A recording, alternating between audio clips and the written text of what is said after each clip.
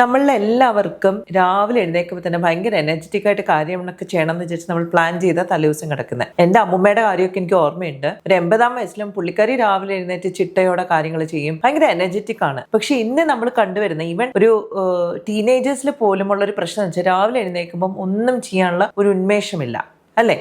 എന്താണിത്? ഫെറ്റീഗ്, വല്ലാത്ത ക്ഷീണം. അപ്പൊ പലപ്പോഴും നമ്മൾ രാത്രി മുഴുവൻ ഉറങ്ങുന്നുണ്ട്, നമുക്ക് എന്താ പറയുന്നത്, ആവശ്യത്തിന് ഉറക്കം കിട്ടുന്നുണ്ട് എന്നൊക്കെ നമ്മൾ വിചാരിക്കുന്നു.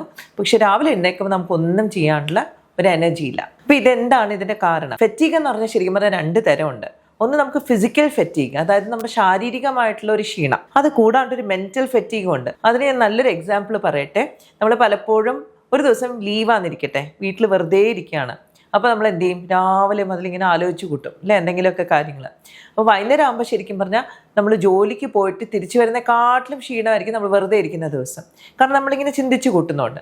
അപ്പം നമ്മൾ ചിന്തിക്കുകയാണെങ്കിലും പ്രവർത്തിക്കുകയാണെങ്കിലും ഫിസിക്കൽ ആക്ടിവിറ്റിയോ മെൻ്റൽ ആക്ടിവിറ്റിയോ എന്താണെങ്കിലും പലപ്പോഴും നമുക്ക് എന്താ പറ്റുന്നത്?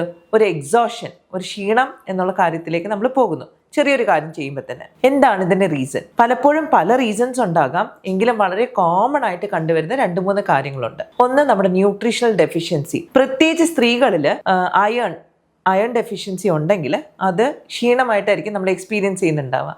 അതിന് കാരണം എന്താണ്? ഒന്ന്, നമുക്ക് ആർത്തവ സംബന്ധമായിട്ടുള്ള എക്സസീവ് ബ്ലീഡിങ്, ഒരുപാട് രക്തം പോകുന്നുണ്ടെങ്കിൽ അത് അയൺ ഡെഫിഷ്യൻസിക്ക് കാരണമാകാം. 2, നമ്മൾ കഴിക്കുന്ന ഭക്ഷണത്തിന് ആവശ്യത്തിന് അയൺ ഇല്ലെങ്കിൽ, അല്ലേ? പലപ്പോഴും ഇപ്പം പെൺകുട്ടികളെല്ലാം പിക്കി ഈറ്റേഴ്സാണ്, വണ്ണം വെക്കരുത്, അപ്പോൾ ഡയറ്റൊക്കെ റെസ്ട്രിക്റ്റഡ് ആണ്, കുറേ പേര് ഇൻറ്റർമിറ്റൻറ്റ് ഫാസ്റ്റിംഗ് ചെയ്യുന്നു.